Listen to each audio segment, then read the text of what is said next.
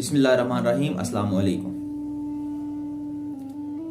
आज हमारे मैट्रिक के बच्चों को सिर्फ एक बात, ज्यादा बातें नहीं, जो हमारे मैट्रिक के बच्चे हैं, जो मैट्रिक में पढ़ रहे हैं और जो मैट्रिक अभी इस साल करके आगे गए हैं, सिर्फ एक बात उनके ज़हन में डाल दी जाए, सिर्फ इस एक बात की उनको समझ आ जाए, सिर्फ इस एक बात का उनको पता लग जाए, तो यकीन माने आपके मैट्रिक के बच्चे कहीं से कहीं पहुंच जाएंगे और आप हैरान रह जाएंगे एकदम से कैसी तब्दीली आई है।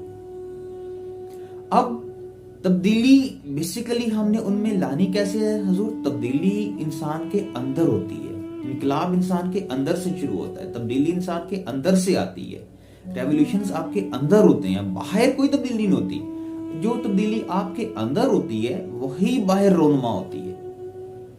यानी कोई एक बात, कोई एक वाकया, कोई एक जुमला, कोई एक इवन अ सिंगल वर्ड, बाज़ कोई एक नुक्ता बच्चे के ज़हन में बैठ जाता है और वो बच्चे को कहीं का कहीं पहुंचा देता है। बच्चे को समझ आ जाती है कि हाँ, अब मुझे पता लगा कि मैंने करना क्या है, अब मुझे पता लगा कि एम क्या है, मेरा हदफ क्या है, और अब मुझे पता लगा कि मैंने करना कैसे है। सिर्फ करना तो काफी नहीं ना, करके दिखाना, करना कैसे है। तो हज़रात मोहतरम, बड़ी सादा सी वो बात है। यानी हमारे पास जो बच्चे की कैटेगरी है, मैं उसको सपोज करूं कि हमारे पास दो तरह के बच्चे हैं। एक ऐसे बच्चे जो हार्ड वर्किंग है, जो मेहनत करते हैं, और एक ऐसे बच्चे जो कम मेहनत करते हैं। अब होता क्या है बच्चों के अगर हम बात करते हैं तो होता यह है कि बच्चे 3 माह इम्तिहान की तैयारी करते हैं। 3 माह में प्रिपरेशन हुई, रिजल्ट आया, एग्जाम हुआ और रिजल्ट आ गया। जब रिजल्ट आता है तो पता लगता है कि एक बच्चे ने 80% मार्क्स लिए हैं। अब जो बच्चा मेहनती है उसने भी इम्तिहान दिया, 80% मार्क्स लिए। अब उसी के मुकाबले में एक और बच्चा है।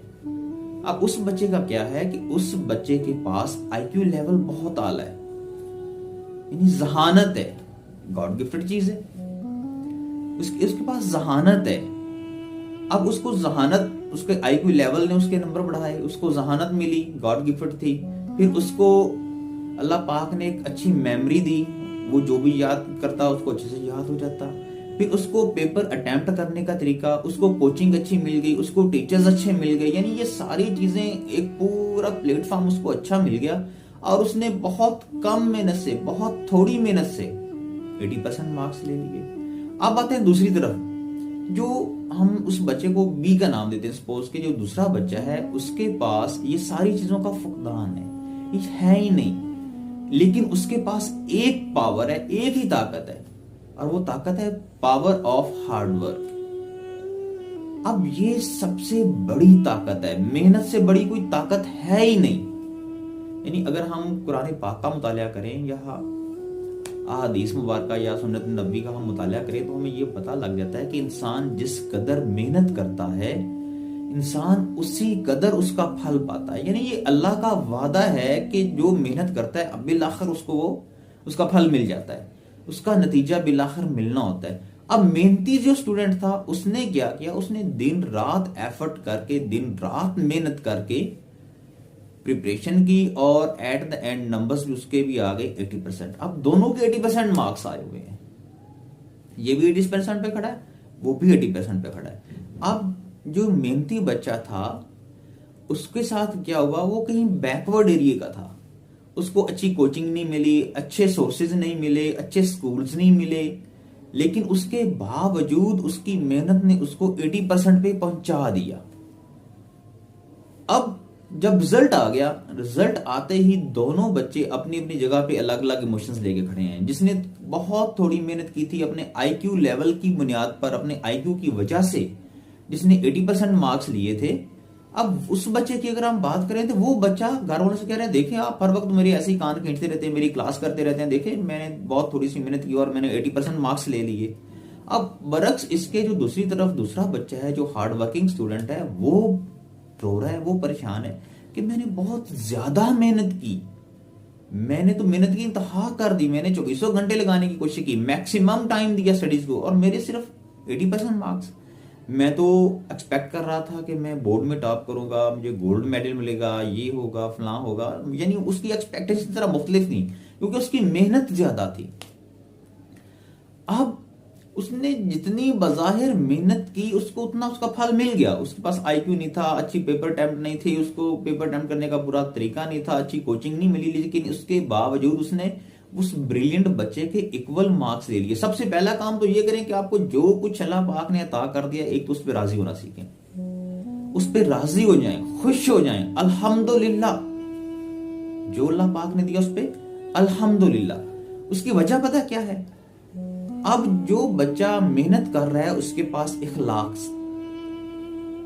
है, उसके पास इखलास है, उसके पास हमदर्दी है, उसके पास संपत्ति है, उसके पास यानी ये सारी चीजें भी उसके पास हैं। इनका इम्तिहान तो हुआ ही नहीं है, इनका इम्तिहान तो आगे जाके होना है क्योंकि लाइफ तो अभी शुरू हो रही है उस बच्चे की, और इन चीजों का इम्तिहान आगे जाके आना है। जो ये चीजें उसने अपनी जिंदगी में अप्लाई की हैं, इनका रिवार्ड आगे अभी मिलना बाकी है।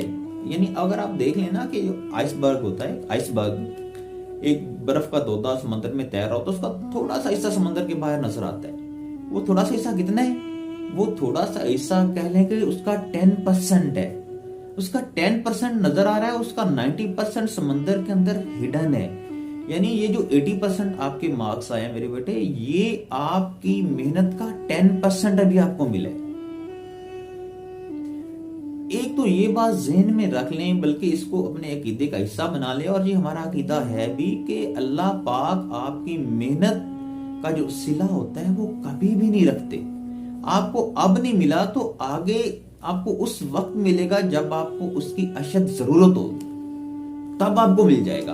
अगर हम ओवरऑल रिसर्च चेक करें तो जो सबसे ज्यादा सक्सेसफुल पर्सन होते हैं सिर्फ वही लोग होते हैं जिनके पास इखलाक होता है, हमदर्दी होती है, वो लोगों के साथ मुखलिस होते हैं। तो क्लाइमेक्स पे जब वो जाते हैं तो उनके पास एक लोगों का मेला लगा होता है, उनके लिए उनके पास लोगों को देने के लिए पता नहीं सैकड़ों और इतना कुछ होता है, वो बांटते हैं और फिर भी खत्म नहीं होता। और इसके बरक्स जिनके पास ये इखलास नहीं होता, दूसरी चीजें नहीं होती, मोहब्बत नहीं होती, उल्फत नहीं होती, हमदर्दी नहीं होती, उन लोगों के पास मेला नहीं लगा होता, वो अकेले होते हैं, नाखुश होते हैं। यानी सबसे पहले तो अल्हम्दुलिल्लाह सीखें। आप, मैं दूसरे लफ्ज़ों में समझाना चाहूँ तो आप ये समझ लें कि ये जो है ना, हाजा मिन फजले रब्बी, इसको अगर हम समझने की कोशिश करें तो मैं बड़ी मोटी सी मिसाल के साथ समझाऊंगा कि अगर आपके पास बड़ा घर है तो ये हाजा फजले रब्बी नहीं है। आपके पास बड़ा घर है और आप खुश नहीं रह रहे तो फजल नहीं है। आपके पास गाड़ी है, बंगला है, जायदाद है, प्रॉपर्टी है, आप खुश नहीं है तो ये फजले रब्बी नहीं है। आपके पास कम पैसे हैं, छोटा घर है, टूटी फूटी छत है, लेकिन आप खुश हैं तो ये फजले रब्बी है, ये अल्लाह का फजल है, ये अल्लाह का करम है कि आप खुश हैं। अब अगर आप उन 80% नंबर्स पे मुतमईन हो जाते हैं और अपनी असल बात क्या है कि आपने जो एक चीज सीख ली, आपने मेहनत करना सीख लिया, आपने टाइम देना सीख लिया, आपने कमिटमेंट पूरी करना सीख ली। अब इस कमिटमेंट ने, इस टाइम ने, इस मेहनत ने पूरी लाइफ टाइम आपके साथ चलना है। ये हमेशा आपके साथ रहेगी। आपके अंदर जो चीज पैदा हो गई है, आपके अंदर जो इंकलाब आना चाहिए था, जो आ गया है, तो हुजूर आप कामयाब इंसान हैं। आपके अंदर जो सेंस ऑफ रिस्पॉन्सिबिलिटी आ गई है, तो आप जो जिम्मेदार हो गए हैं, तो आप कामयाब हो गए हैं। लिहाजा 80% मार्क्स अगर आपको कम लगते हैं तो इस पे परेशान हरगिज ना हो, क्योंकि जो चीज आपने पा ली है, मेहनत की गुट्टी जो आपको लग गई है, ये मेहनत आपको हमेशा सर बुलंद करेगी। यूं ही मेहनत करते रहिए और कामयाबियां समेटते रहिए और लोगों को अपने साथ लेके चलिए। अल्लाह हाफिज।